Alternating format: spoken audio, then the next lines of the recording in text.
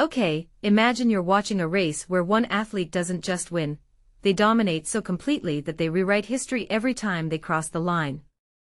That's Lorena Wiebes right now. But wait, how does a sprinter not only win back-to-back stages in a race like the Tour de France Femmes, but make it look almost routine? Let's unpack this, because the real story isn't just about speed, it's about strategy, pressure, and the razor-thin margins between victory and disaster. Look, sprinters are often seen as the flashy finishers in cycling, right? They're the ones who explode in the final meters. But what Wiebes is doing goes deeper. She's not just fast, she's smart. When she launched her sprint 250 meters out, that wasn't a random burst of energy. That was calculated. Most sprinters wait longer, but she's betting that her team's lead-out train, and her own acceleration can crush the competition before they even react. It's like showing up to a knife fight with a lightsaber. But here's the thing, it's terrifying. One tiny mistake, misjudging the wind, a bump in the road, a split-second hesitation, and it all falls apart. And yet, she keeps doing it. Why? Because the pressure is insane. Every rider in that peloton knows her reputation. They're chasing her, trying to negate her strength, but by doing so, they're playing into her hands. Let me break down the bigger picture here.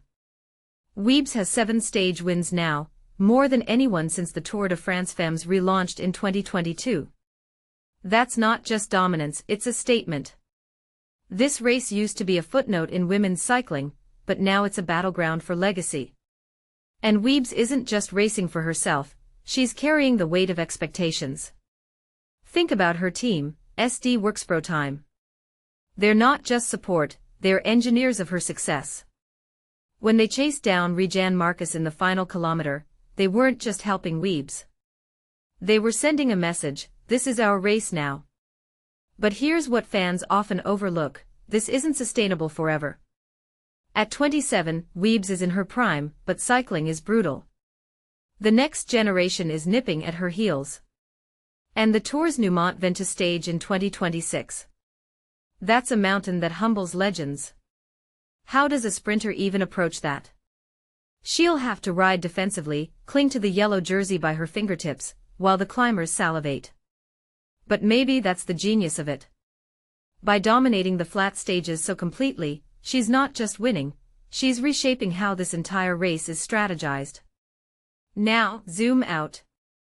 What does this mean for women's cycling? Well, Wiebes' success isn't isolated. It's part of a shift.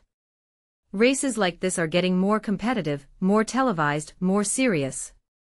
But it's still fighting for attention against the men's tour.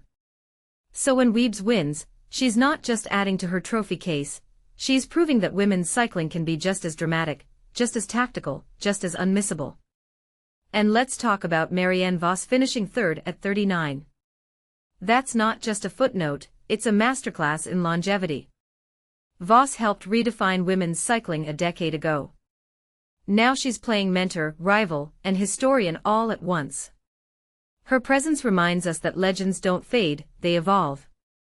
So here's my take, Lorena Wiebes is fascinating, not because she wins, but because her wins force us to ask questions. How do you maintain dominance in a sport that's constantly changing? Can a sprinter truly conquer the Tour de France Femmes in its current form? And what happens when the road tilts upward, and the sprints give way to suffering? The next stages will test her, no doubt. But the bigger story is this, she's not just racing for herself. She's racing to prove that women's cycling deserves to be on the same pedestal as the men's. And every time she crosses that line first, she's dragging the entire sport closer to that goal. What do you think? Is Wiebes the future of women's cycling, or just the latest chapter in its long climb? Let me know in the comments.